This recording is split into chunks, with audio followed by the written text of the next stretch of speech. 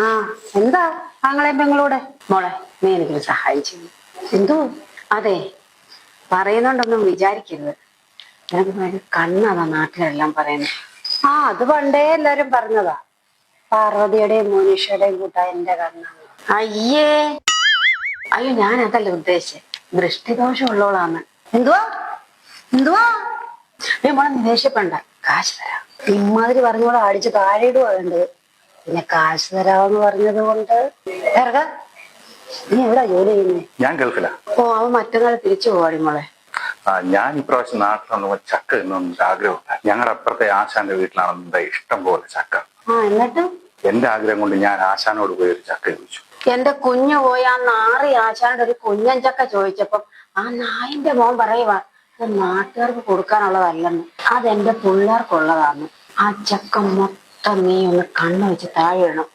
ഒരെണ്ണം അവന് തിന്നാൻ കിട്ടരുത്. കാശ് എത്ര വേണേലും തരാം.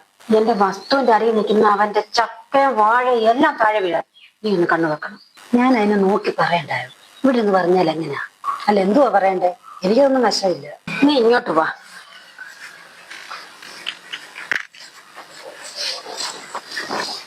ഇവിടെ അങ്ങ് നിൽക്കുന്ന ആ പ്ലാവ് കണ്ടോ? അതിന്റെ തൊട്ട് താഴെ അവന്റെ വാഴയുണ്ട്. അത് ഇവിടെ നിന്ന് നോക്കിയിട്ടൊന്ന് പറഞ്ഞാ മതി. ഒരു മിനിറ്റ്.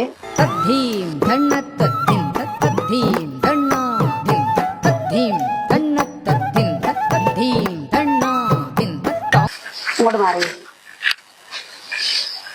കണ്ണേറുകാർ എന്തിനെ നോക്കി നല്ലതെന്ന് പറയുന്നു അതപ്പ കഴിയും. ഞാൻ എന്തുവാ പറയണ്ടേ? ഓ, ഈ നാരായണാശാൻ ഉണ്ടാക്കിയ വാഴയും ചക്ക എത്ര പെട്ടെന്നാ വലുതായി, അത്രയും പറഞ്ഞാൽ മതി. ഈ നാരായണാശാന്റെ ചക്ക എത്ര പെട്ടെന്നാ വലുതായി. വീണ് കാണൂ? അത് വീഴും, ഉറപ്പാ. ഇനി വാഴയുടെ കാര്യം പറ. ഓ, നാരായണനാശാൻ വെച്ച വാഴ എത്ര പെട്ടെന്നാ വലുതായി.